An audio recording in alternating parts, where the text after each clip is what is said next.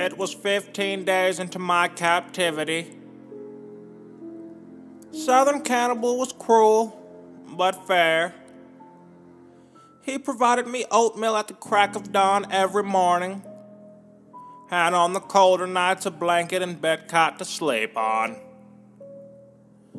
Every day I tried to escape, and every time I did, Southern Cannibal would thwart my attempts. I began to lose hope I would ever see the light of day again, when luckily a slithering trickle was restored. Southern Cannibal handed me a $200 suit from JCPenney and told me we were meeting a friend for dinner.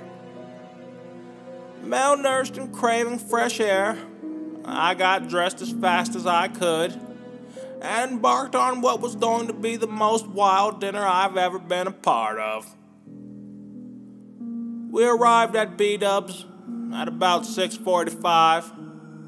Southern Cannibal, while showing me a gun he had holstered in his waistband, told me if I tried anything funny, somebody would be getting shot.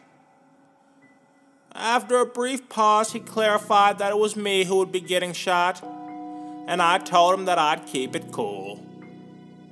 We made our way into the B-Dubs, and as we entered, before the host could even greet us, a man wearing a suit across the room began to rapidly wave his arms while screaming, "Hey, over here, it's me."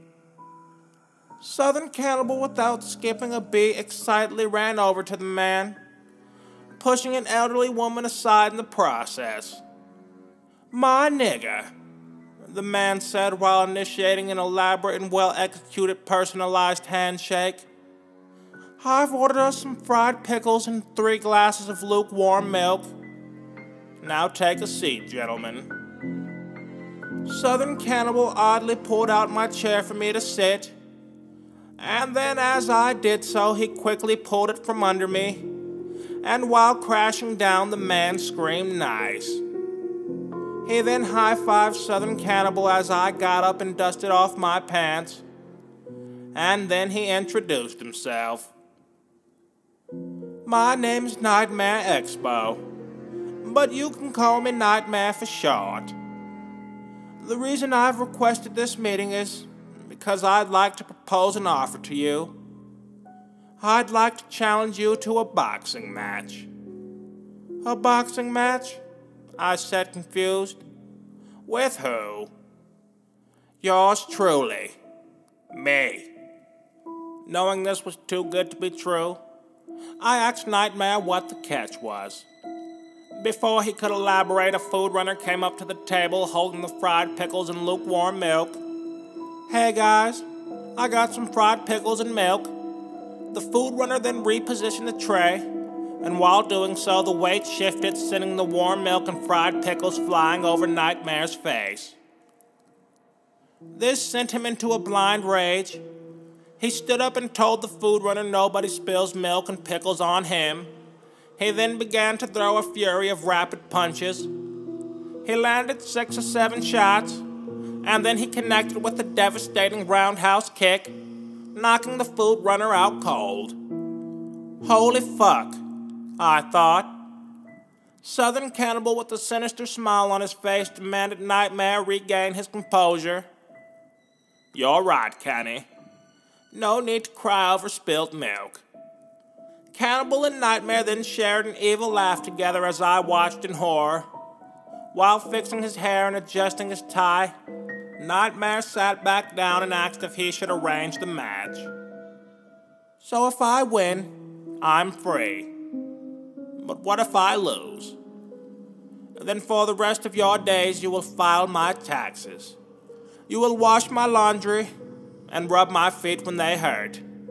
You will do whatever I or my friend here desire." "Well, let's do it," I boldly said. "Excellent," Nightmare replied. "We will live stream it on the morrow." He then pulled out his wallet and left $400 bills on the table and excused himself. I was returned to my holding cell until the fight, and I spent the little time I had devising a plan. Before bed, I was given a glass of water, a bread roll, and a banana. Or as the Southern cannibal called it, my last meal. He then told me I was going to be his pet forever, and began to happily dance while running up the stairs. After he left, a metaphorical light bulb appeared above my head. That's it. During the match, I'll use this here banana peel.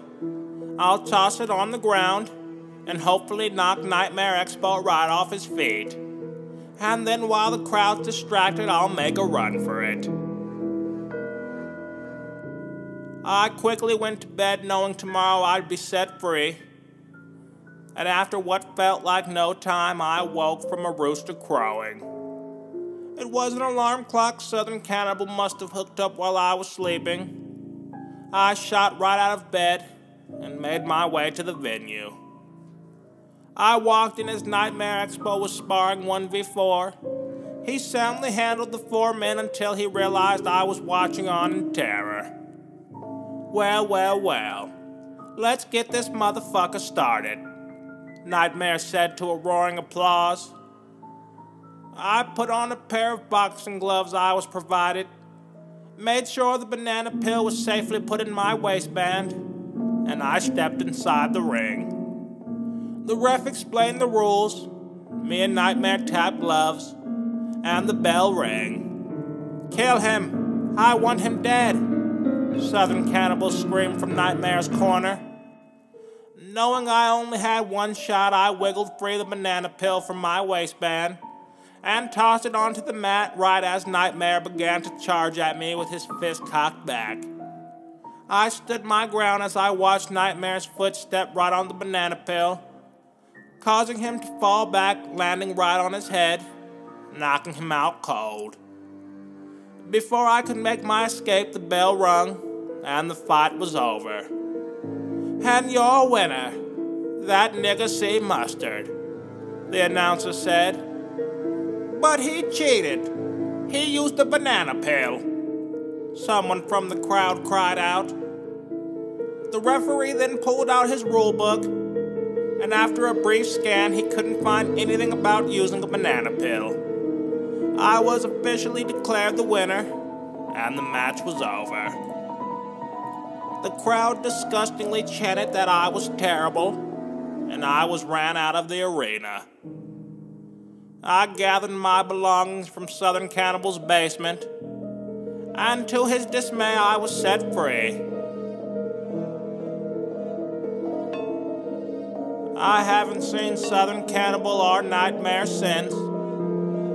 But recently I received an invitation to a retreat for some YouTube narrators. I'm wondering if I should go or just mind my business. Anyways, like, comment, and subscribe. And most importantly, don't be hating.